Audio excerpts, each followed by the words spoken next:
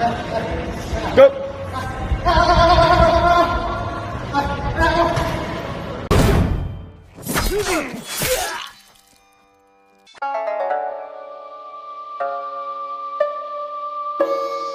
What's going on, you guys? So, it seems like Canada has another boxer that could possibly make some noise. Custio Clayton, as we just seen last night, put up a very good performance against Sergey Lipnets in a short notice fight. You know, this is a long time coming for the Nova Scotia native.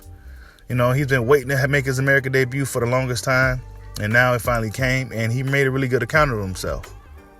Made a very, very good account of himself. I mean, honestly, this fight kind of came out of nowhere. I thought it was coming on Sunday, so I was kind of excited about that.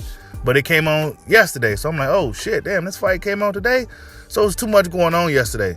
And I caught this fight in the co-main event, and then, you know, I kind of watched from there on. And, you know, I checked out Custio Clayton for the first time. I heard the name before, but I didn't have a face to him or anything, you know what I'm saying? I didn't even know he was a black guy.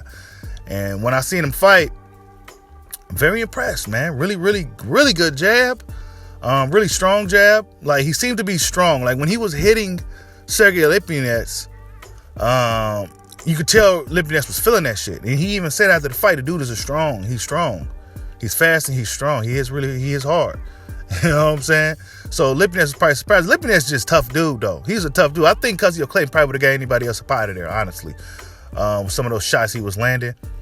But Lipnets is just a tough dude, keep coming forward, a lot of pressure. And, you know, Custio Clayton showed that he has world-class ability, world-class conditioning. You know what I'm saying? He was moving around a whole 12 rounds, getting tagged to the body. Lipnets probably thought that was going to take some of the air out of the tires, but it never did. You know what I'm saying? It never did. He never really slowed down. You know what I'm saying? He came out there to win. And, you know, when the judges gave the decision, he seemed to be really content with the draw. You know, he probably thinking like, well, it was a short notice fight. You know, nobody knows who I am. I was an underdog. I got to at least make a good account of myself. And they gave him the draw, and I think the draw was fair. You know, they probably didn't want to put a loss on Sergey's record, and they probably didn't want to put a loss on his record either because he put up such a good effort coming in there on short notice. I think the welterweight division has a new player in Custio Clayton. Now the question is, where do we want to put him? Because we have Errol Spence Jr. as the number 1 welterweight. Terrence Crawford is the number 2. Manny Pacquiao, number 3. I think Manny Pacquiao, well, I guess he beat Keith Thurman, so he's going to be in front of Keith Thurman as long as he's still boxing. Oh, man. Sean Porter's number 5. Danny Garcia's number 6. Yordenis Uga's number 7. Abdulkarov is number 8. Lipnets is number 9. Actually, Lipnets was supposed to fight that guy, but it was some visa issues. You know, Custio Clayton had to come in on short notice because dude couldn't get his visa situation together.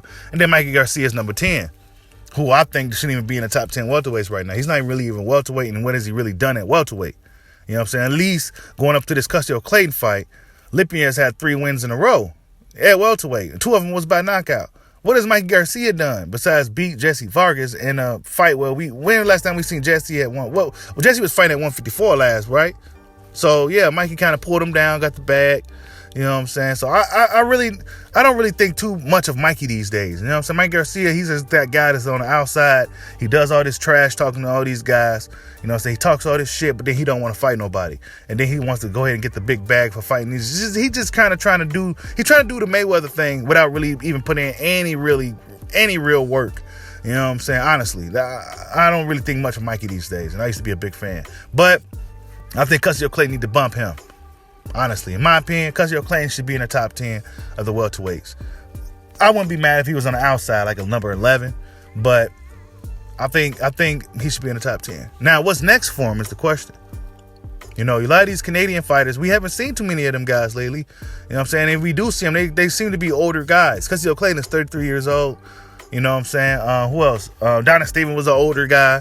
Steve Rose, when he first fought Triple G, he was already 35. You know, these guys in Canada ain't getting fights, and you know, they got less than 20 fights, and they like in their 30s. So them guys in Canada ain't really getting that much work.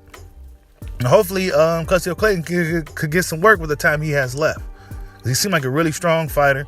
He seemed like earlier on in that fight, he seemed like he was kind of nervous, you know what I'm saying? And that's natural. You know, your first time fighting in front of an American audience. This is your lucky big break. This is your time to shine.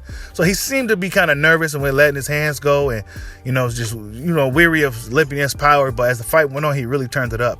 And so I think when we see him again, we're going to see an even better performance from Custio Clayton. Very excited to have a new player in the welterweight division. I think he can really... It really gets interesting when we got somebody like him to come to the fray. You know, I think a fight with Ugas would be pretty interesting. Clayton and Ugas should be a good fight. I think Clayton and James would be a good fight. Jamal James, but I think he could beat Jamal James. I think he might got too much power for him. I think he has enough speed to catch him too. So I think Ugas and Clayton will be a good fight though. Honestly, I think that's the fight that I kind of want to see next, as far as Custio Clayton is concerned. But yeah, man, tell me what you guys think. What do you put Custio Clayton as a top welterweight? Is he even a top welterweight? Do you got him in the top 10? Do you got him outside of the top 10? Do you got him in the top 15? Tell me what you guys think. Like, subscribe, holler at your boy. Peace out.